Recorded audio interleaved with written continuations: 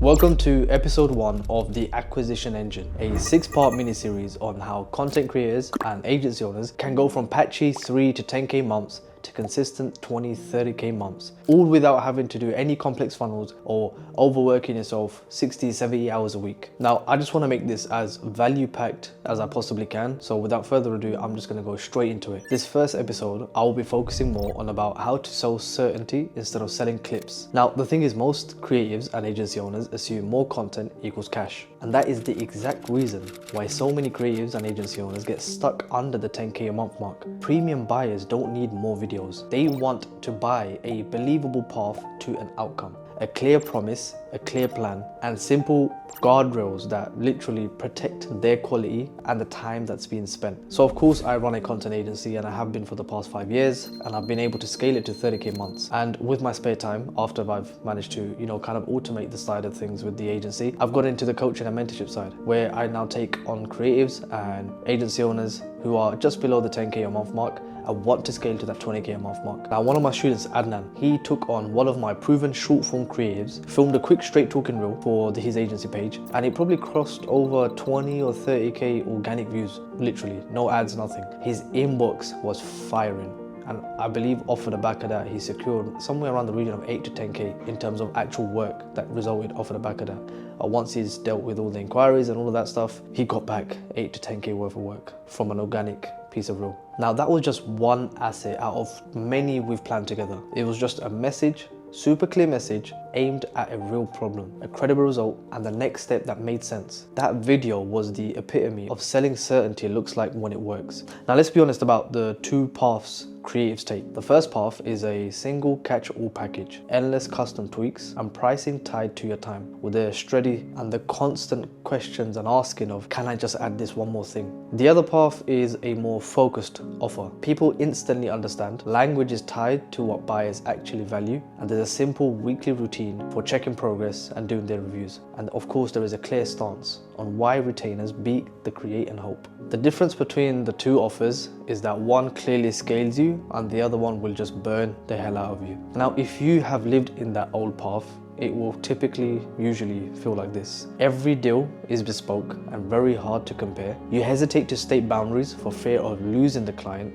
You're busy, but revenue is flat. And when someone asks, hey, how does your agency work? What do? You always refer back to how many hours you could provide and how many edits you can do. You see, the problem with all of that is that it's not a tactics issue. It's an offer and positioning issue. So before we shape the offer, we need to slow down and get really precise about who we serve. It's not anyone who needs content, but we need to define the specific type of business, the stage that they're in right now, the moments they care about, and the language they already use that they tie to their own meaning of success. What do they define as success? So a restaurant with quiet Tuesdays wants seats filled on those days. A dental clinic might want a steady, realistic stream of new patient inquiries every month. A B2B firm might even want a qualified pipeline. That's their measurement of success, not vanity metrics, not likes, not comments. It's leads that are filling their pipeline.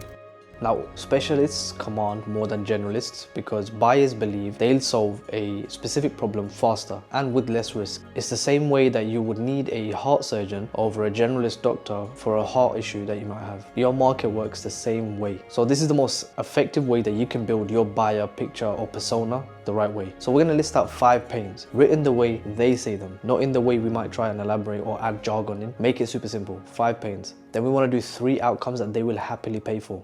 Inquiries, bookings, pipeline, social traffic. What are some of their real constraints? You can list out a couple, you can list out as many as you can, but the more you have, the better. Whether it's time, approvals, seasonality, decision criteria. Does your plan feel doable? How often is it reviewed? Who is it led by? Who protects that scope of work that you will deliver? Now we want to reality check our offer against what buyers want to buy. You don't necessarily need a ton of different packages if that doesn't fit the stage that you are in. You do, however, need an offer that answers the buyer's mental checklist. It's super important that you really need to get into the shoes of who your buyer is and then view yourself from that perspective. Is the result clear and stated in my language? So for example, for me as the buyer, I would want to see a creative or an agency who can say that they can give me or show me how I can get an extra 20 or 30 inquiries per month. Do I understand the plan well enough to picture it? So what are you going to do?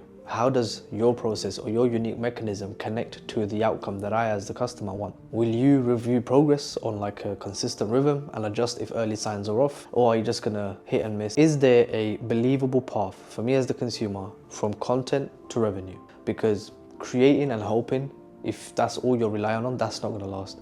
You're gonna get clocked, and you need to have some form of strategy behind it. If you don't know it, if you don't have a strategy, then you can learn it. Are the right levers included? Because if you are only offering content, can you add a strategy that translates that content into leads, into bookings, into more views that would result in, if in the niche that you want to target and want to tackle, paid media is a very important aspect of it, learn it, test it and integrate it where it actually helps. If you offer social media management, make sure it's tied to bookings or pipelines being filled, not posting for posting's sake. Now you can run a single focused offer if that is the best fit. Or if you want to do 2 levels, you can serve 2 different pain stages. The label doesn't matter, but the fit does. The point here is that there needs to be a clear promise, a plan that your prospects can picture, and intensity that matches the problem. Now let's talk money and momentum. Of course, retainers reward commitment because they include strategy and a steady working rhythm, which is why the per asset value is better and turnarounds are typically faster. Once you get the first, it's easier to get the second and the third because retainers will compound. You test, you learn, improve every 2 weeks. Now, one-off projects, they shouldn't be looked down upon. They are very valid for clear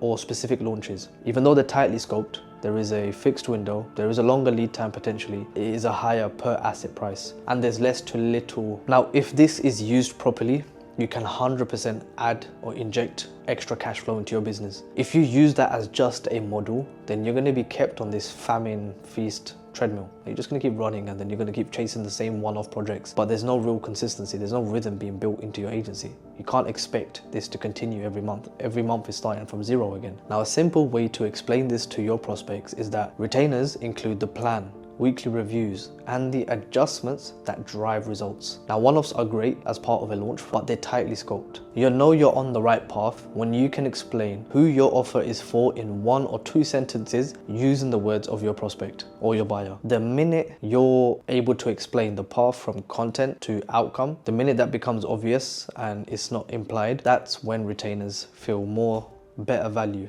without having the need to discount it. And when your calendar shows start dates rather than, oh, you know, I can just about put you in here, or I can squeeze you in this moment between this shoot and that shoot, you'll know you're still in the old model when every deal is custom and hard to compare. When you avoid starting boundaries, when you measure weeks by exhaustion rather than shipped outcomes, and when you can't explain your plan without talking about how many hours are involved.